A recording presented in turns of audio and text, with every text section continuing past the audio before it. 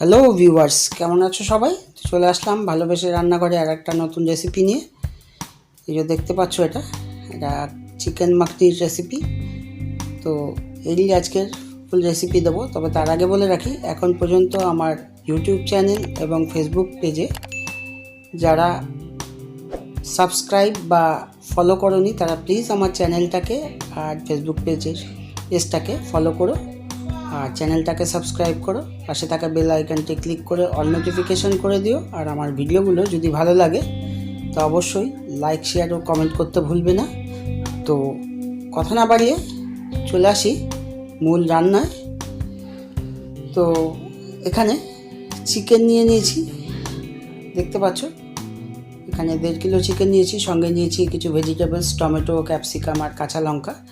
এখানে আদা জুলিয়ানও তোমরা দিতে পারো, তো আমি দিইনি আর কি। সঙ্গে নিয়েছি টক দই, আদা রসুন বাটা, আর নিয়েছি পেঁয়াজ। এখানে পেঁয়াজটা কুচিয়ে নিয়েছি, এটা পেস্ট করে নিতে হবে। তো পেঁয়াজটাকে পেস্ট করতে দেবো। আদা রসুনের পেস্টটা রেখে ওই মিক্সিতেই পেঁয়াজটা পেস্ট করে নিলাম। এবার দিয়ে দিচ্ছি সর্ষের তেল। রান্নাটা সর্ষের তেলেই করব। তার সঙ্গে দিয়ে দেবো বাটার, যেহেতু মাখনি তো বাটারের অংশটা একটু বেশি থাকে। তো বাটার দিয়ে দিয়েছি, বাটারটা ভালো করে গরম করে মেল্ট করে নিয়েছি। সঙ্গে দিয়েছি একটু গোটা গরম মশলা আর দিয়েছি তেজপাতা। এবার গোটা গরম মশলার আগে দেখতে পেয়েছো আর কি লবঙ্গ আর দিয়েছি, দারচিনি, পরে এলাচ দিলাম। এবার এই যে পেঁয়াজের পেস্টটা করে নিয়েছি সেই পেঁয়াজের পেস্টটা দিয়ে দিলাম। এবার পেঁয়াজের পেস্টটা ভালো করে কষিয়ে নিতে হবে, অনবরত এটা নাড়তে থাকতে হবে। আর ফুল ফ্লেমেই এটা কষিয়ে নিতে হবে। তা একদম ড্রাই হয়ে গেলে তারপর মাংসটা দিয়ে এখানে ভালো করে কষিয়ে নেব। তারপর দিয়ে দেবো আদা রসুনের পেস্টটা। আদা রসুনের পেস্টটা দিয়েও ভালো করে মিক্স করে নেব, যাতে আদা রসুনের কাঁচা গন্ধটা চলে যায়। সঙ্গে স্বাদ মতো নুন দিয়ে দিচ্ছি, নুনটা ভালো করে মিক্স করে নেব। তো এবার এর সঙ্গে দিয়ে দেবো জিরের গুঁড়ো, ধনিয়া গুঁড়ো, হলুদ আর দেবো লঙ্কা গুঁড়ো। তো দিয়ে ভালো করে এটাকে মিক্সড করে নেব।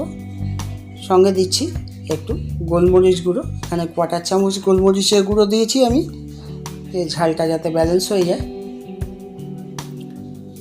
সেই সঙ্গে টক দইটা ফাটিয়ে নিয়েছি, টক দইটা ফাটিয়ে দিয়ে দেবো ভালো করে মশলাগুলো কষে নিয়ে।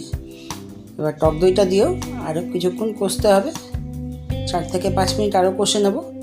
এবার চিকেন থেকে ময়েশ্চার রিলিজ করার জন্য ঢেকে দিলাম, আঁচটা কমিয়ে দিলাম। আর সঙ্গে আরেকটু সর্ষের তেল গরম করে এটা তড়কা বানিয়ে নেব চিকেনে দেওয়ার জন্য। সে সর্ষের তেলটা গরম হয়ে গেলে দিয়ে দেবো বাটার। তো বাটারটা ভালো করে মেল্ট করে নিতে হবে। যে বাটারটা ভালো করে মেল্ট হয়ে গেছে, এবার দিয়ে দিচ্ছি গোটা জিরা। তো এখানে 1 চামচ গোটা জিরা দিয়েছি। দিয়ে গোটা জিরাটা যেই ফোড়ন হয়ে যাবে, ফুটতে থাকবে, সেই সময় বাকি ভেজিটেবলসগুলো দিয়ে দেবো। ক্যাপসিকাম, টমেটো আর কাঁচা লঙ্কাটা দিয়ে হালকা করে সটে করে নিয়ে বন্ধ করে রাখলাম। এদিকে মাংসটাও প্রপারলি কুকড হয়ে যাক, তরকাটা শেষে দিতে হবে। তো ময়েশ্চার মাংস দিয়ে রিলিজ করা শুরু হয়ে গেছে। তো এবার এটা ফ্লেমটা বাড়িয়ে দিয়ে এবার যখনই তেল ছাড়তে শুরু করবে তখন দিয়ে দেবো পর্যাপ্ত পরিমাণে জল। এখানে আমি 1.5 কাপ মতন জল ইউজ করেছি। তো এবার জলটা দিয়ে ভালো করে নেড়ে চেড়ে আবার ঢেকে দেবো, যাতে ভালো করে কুকড হয়ে যায়,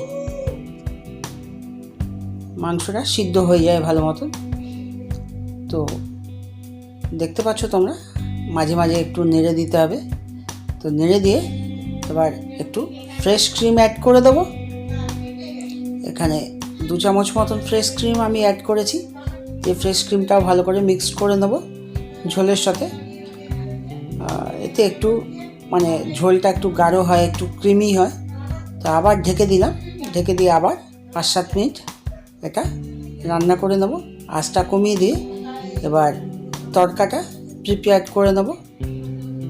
তো সেই জন্য গ্যাস জ্বালিয়ে দিয়ে এবার ভালো করে ভেজিটেবলগুলো সটে করে নিলাম, একদম প্রপার ওয়েতে।